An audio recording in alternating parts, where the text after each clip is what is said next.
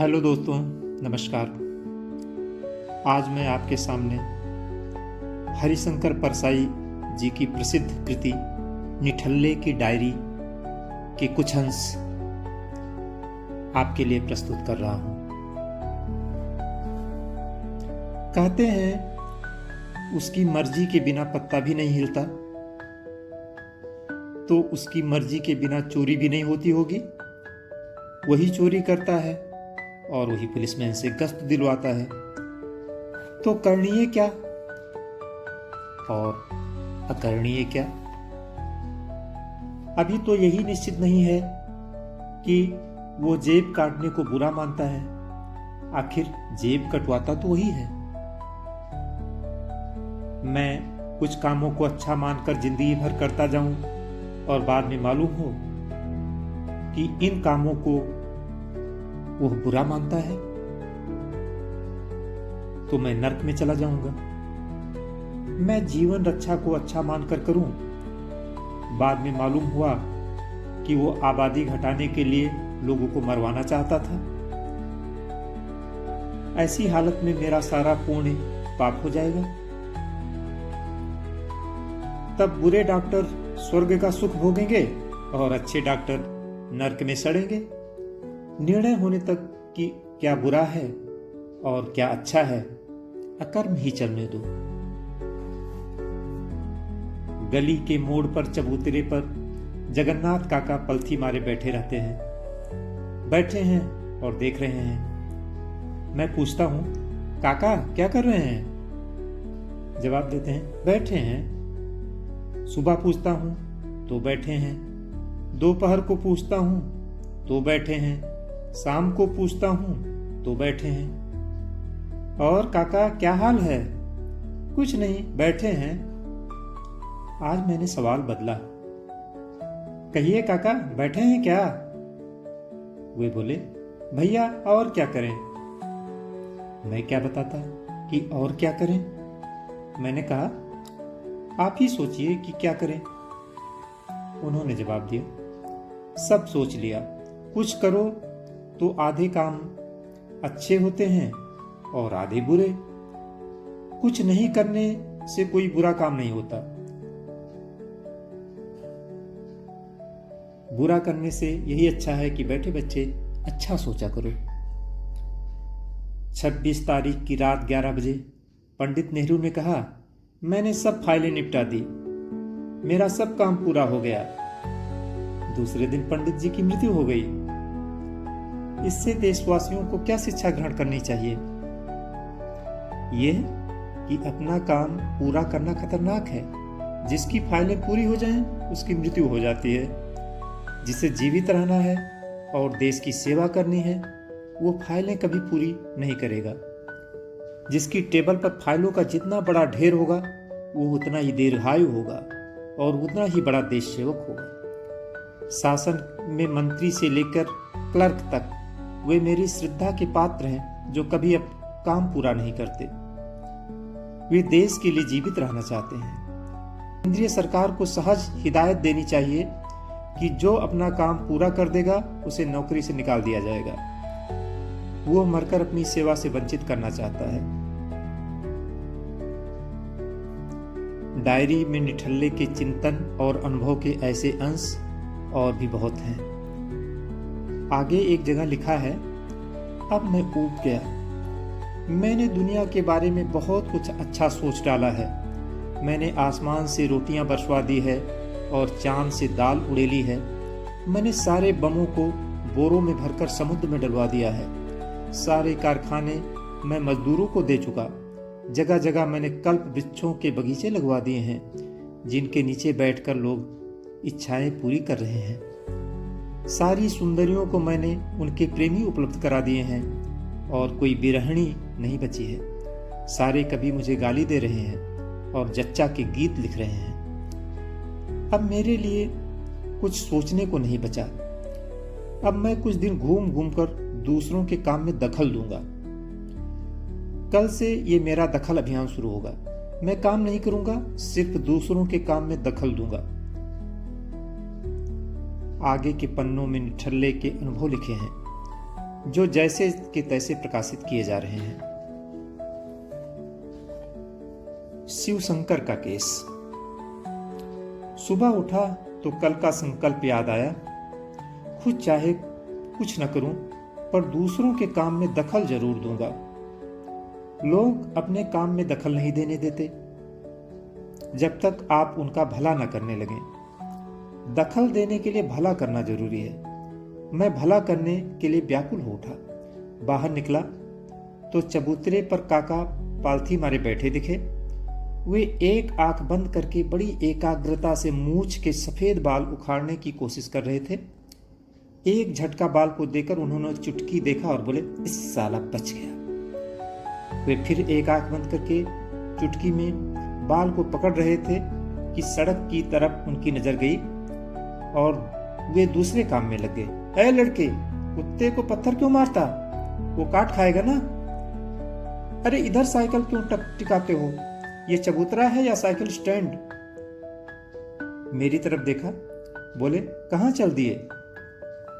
मैंने कहा, काका मैंने तय किया है कि दूसरों का भला करूंगा। काका बोले, और अपना भला कब करोगे? अरे जो अपना ही भला नहीं कर सकता वो दूसरों का भला क्या करेगा? वो जानता ही नहीं कि भला क्या होता है। देखता नहीं जितने जनता के सेवक हैं सबके घर भरे हुए हैं। क्यों माल बटोर कर रखा उन्होंने? इसीलिए कि अपने पास धन होगा तभी यह समझ में आएगा कि धन का क्या महत्व है और तभी निर्धन जनता की हालत सुधारने की स्फूर्ति पैदा होगी। मैंने कहा, मगर मैंने सुना है कि अपना सर्वस्व त्याग कर दूसरों का भला किया जाता है। काका बोले, गलत सुना है। तूने सुना होगा पर मैंने देखा है। सेवक जी को जानता है, जिनकी चौक में तिमंजली इमारत बनी हुई है। आजादी की लड़ाई के जमाने के नेता हैं वे।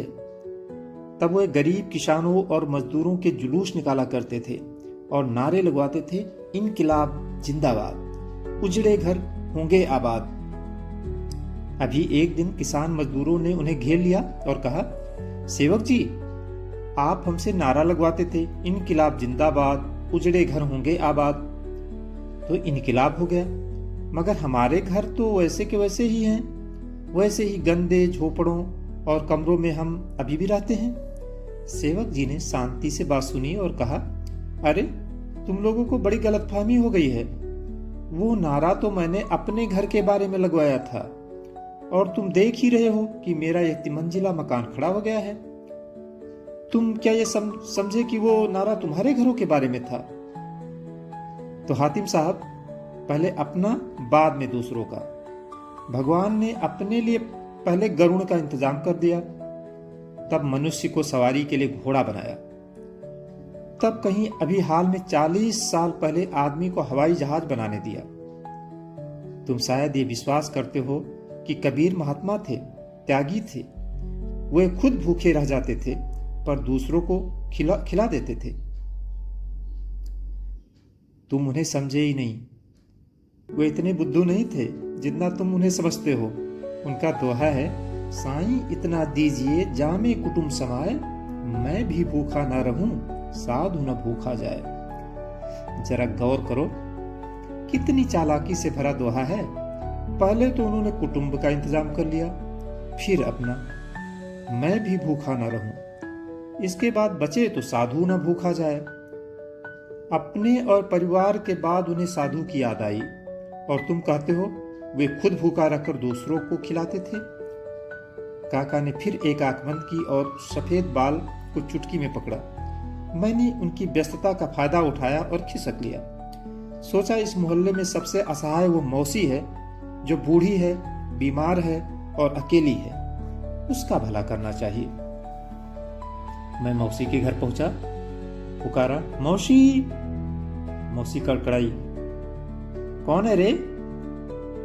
मौसी ज्यों ज्यों बूढ़ी और बीमार होती गई है त्यों त्यों निर्मम और कर्कश होती गई है। ममता भी शक्ति के साथ चलती है। निर्बल का क्या प्रेम, क्या ममता और क्या सहानुभूति। मैंने कहा, चल तुझे डॉक्टर के पास ले चलता हूं। उसने कहा, अरे अब क्या डॉक्टर के पास जाऊं, अब तो भगवान के पास ही जाऊंगा बेटा। मैंने कहा, मौसी क्या तू जीने से बिल्कुल ऊब गई है?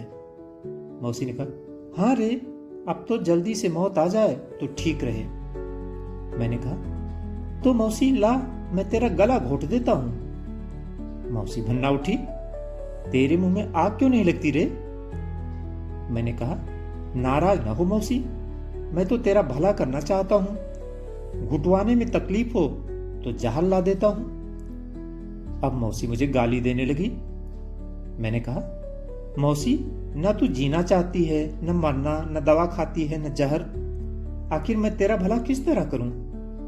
मौसी टर्राई, मैं ही मिली हूं तुझे भला करने को? इतने लोग पड़े हैं, उनका भला क्यों नहीं करता? मैंने मौसी को छोड़ा, गणेश बाबू के पास पहुंचा। गणेश बाबू, आप कह रहे थे कि आपकी तरक्की रुकी हुई है, चलिए सेक्रेटरी से कह के करवा दूं। तरक्की तो पिछले महीने हो चुकी, सत्यनारायण कथा भी हो गई, तो एक तरक्की और दिला देता हूं। इतनी जल्दी जल्दी तरक्की नहीं होती। वाजपेयी जी के पास पहुंचा। वाजपेयी जी, आपके बच्चों को स्कूल में भर्ती करा दूं? अरे भाई, आप किस दुनिया में रहते हो? भर्ती तो जुलाई में हो चुकी, यह अगस्त का चौथा हफ्ता है। कोई ऐसा नहीं मिला जिसका भला मैं कर सकूं। घर लौट आया। अब मुझे समझ में आया कि लोग स्वार्थी क्यों हो जाते हैं। वे दूसरों का भला करना चाहते हैं, पर कोई उनसे भला कराने के लिए तैयार नहीं होता। निराश होकर वे अपना भला करने में लगे रहते हैं। लोग उनकी निंदा करते हैं, पर वे दया के पात्र हैं। वे मजबूरी में स्वार्थी हो गए हैं। मोहल्ले में शायद खबर फैल गई थी। दोपहर को एक आदमी आया और बोला, सुना है आप किसी का भला करने के लिए सवेरे से विकल हैं, पर कोई फंस नहीं रहा है। मैं अपना भला कराए लेता हूं, कितने रुपए देंगे? मैंने कहा, रुपए तो मेरे पास है नहीं, तुम चाहो तो भला कराकर मुझे 5 जूते मार लेना। उससे सौदा नहीं पटा। आखिर तीसरे पहर शिवशंकर बाबू आए। उनका विकास शहर में दिखता है। 1 से 3 मकान हो चुके हैं। मिसेस शिवशंकर का भी खूब विकास हुआ है। कपड़े छोटे पड़ जाते हैं। जायदाद की जांच होती है तो शिवशंकर कह देते हैं ससुराल की तरफ से मिली है। ना जाने ऐसे ससुर किस कोने में रहते हैं जो जिंदगी भर किस्तों में दहेज देते हैं। और वे हमेशा सरकार के कुछ महकमों के अफसरों को ही बेटी क्यों ब्याह देते हैं? शिवशंकर बाबू ने कहा, आप भला करना चाहते हैं ना, तो मेरा भला कीजिए। मेरा तबादला एक बहुत खराब जगह हो गया है, मुझे किसी अच्छी जगह भिजवाइए। मैं बहुत खुश हुआ और शाम को बड़े साहब के बंगले में पहुंच गया। वे लान में खड़े थे, दोनों हाथ पतलून की जेब में डाले थे। मैंने पूछा, आप लोग पतलून की जेब में हाथ डाले क्यों रहते हैं? साहब ने कहा, हाथ इतने गंदे होते हैं कि उन्हें छिपाए रहते हैं। वे डूबते सूरज को इस तरह देख रहे थे जैसे वो उनका चपरासी हो। उन्होंने आसमान को ऐसे देखा जैसे वो उनके सामने क्लर्की का इंटरव्यू देने आया हो। मैंने कहा, आप खुलकर फूल क्यों नहीं तोड़ते? खुलकर उसे क्यों नहीं सूंघते? साहब ने जवाब दिया, कई सालों का ऐसा अभ्यास पड़ गया है कि अपने ही बगीचे का फूल तोड़ते जी धड़कता है। कैसा लगता है? ऐसा लगता है जैसे पौधों से घूस ले रहा हूं। उनके मुख पर चौकस मुस्कान आ गई। कहिए, क्या काम है? मुझे आपने पहचाना नहीं? No, I don't remember. पिछले साल आपका एक स्कैंडल अखबार में छपने आया था जिसे मैंने रुकवाया था। कैसा स्कैंडल? मुझे तो कुछ मालूम नहीं। पिछले साल मेरी गली के कुत्तों ने आपको देखकर भौंकना बंद कर दिया था। वे फोटो और चिट्ठियां अभी भी मेरे पास रखी हैं। अब उन्होंने एकदम पहचान लिया। फिर चेहरे पर मीठी मुस्कान आ गई। उपदेश, अगर चाहते हो कि कोई तुम्हें हमेशा याद रखे तो उसके दिल में प्यार पैदा करने का झंझट न उठाओ। उसका कोई स्कैंडल मुट्ठी में रखो, वो सपने में भी प्रेमिका के बाद तुम्हारा चेहरा याद रखेगा। उन्होंने हाथ मिलाया, मेरा नाम बताया, अपने पास कुर्सी पर बिठा लिया। चेहरे पर फिर मुस्कान, चौकस। 1/6 किलोमीटर का भी फर्क नहीं, चश्मे की तरह पहनी हुई। मैंने पूछा, ये किस दुकान पर मिलती है? क्या यही मुस्कान चश्मे की दुकान पर मिलती है कि जनरल स्टोर में? यह तो हम लोगों को सरकार की तरफ से सप्लाई होती है, 10-12 तरह की होती है। पहली मुस्कान जो मैंने आपको दी थी -1 नंबर की है, वो टालने के काम आती है। 2-4 मुझे मिल सकती है? हाँ, जितनी चाहिए स्टोर से निकलवा दूंगा। क्या दाम लगेंगे? कुछ नहीं, मेरे हेड क्लर्क के बच्चे भी तो आखिर दफ्तर के फार्मों पर स्कूल का कच्चा काम करते हैं। फिर भी आपकी मुस्कानों का हिसाब तो रखना पड़ता होगा। तो क्या हुआ, राइट ऑफ कर दूंगा, लिखा दूंगा 6 मुस्कानें सड़ गई। मुझे शिवशंकर के तबादले की बात करनी थी, एकदम से बात छेड़ देना ठीक नहीं। पहले कुछ यहां वहां की बातें करके फिर धीरे से शिवशंकर की बात भी कर लूंगा। मैंने कहा, ये जो समाजवादी विकास योजनाएं चल रही हैं, सार्वजनिक क्षेत्र में उद्योग चल रहे हैं, इनसे देश की हालत में कितना परिवर्तन हो रहा है? साहब बोले, देश में भारी परिवर्तन हो रहा है साहब। देखिए ना, कपूर फाइनेंस में चला गया, करेला का होम में तबादला हो गया, शर्मा एजुकेशन में चला गया, रतोगी डिस्ट्रिक्ट में चला गया, बर्मा फिर एक्साइज में लौट आया। मैंने कहा, मेरा मतलब है देश की हालत में कुछ खास परिवर्तन हो तो? साहब बोले, हाँ हाँ, खास ही बता रहा हूं। राय लीव पर चला गया, श्रीवास्तव की इंक्वायरी हो रही है, भगत अभी फॉरेस्ट में गया है, बंदोबस्त कर को स्पेशल ड्यूटी पर भेज दिया, सेंगर डेवलपमेंट में चला गया, पीके ट्रांसपोर्ट में गया, रेवेन्यू में कश्यप फिर आ गया, शंकर जीएडी में चला गया। मैंने और निश्चित सवाल किया, इस बीच देश की हालत में कुछ सुधार हुआ है? साहब बोले, सुधार? अरे हालत बिगड़ी है, आपको मालूम नहीं, सक्सेना मुझे सुपरसीड कर गया। साहब उदास हो गए, अपने पपीते के पौधों को देखकर बोले, ये पपीता बाद में लगाया था, पर पहले वाले को सुपरसीड कर गया। मैंने कोशिश की कि इनका ध्यान इस दुखद प्रसंग से हटाऊं। मैंने कहा, यह बताइए कि देश की इस साल की सबसे बड़ी घटना कौन सी है? वे बोले, यही सक्सेना मुझे सुपरसीड कर गया। उन्हें सुख देना मेरे बस के बाहर की बात थी। आखिर मैंने शिवशंकर के तबादले की बात की। साहब ने कहा, कहां तबादला कर रहे हैं? फला जगह सीएम का भांजा है, फला जगह ईएम का साला है। मैंने पूछा, कोई ऐसी जगह नहीं है जहां किसी का कोई और ना हो? साहब बोले, हाँ एक जगह है, और वहीं तो शिवशंकर है। मैं घर लौट आया। शिवशंकर का भला भी मेरे हाथों से नहीं हो सका।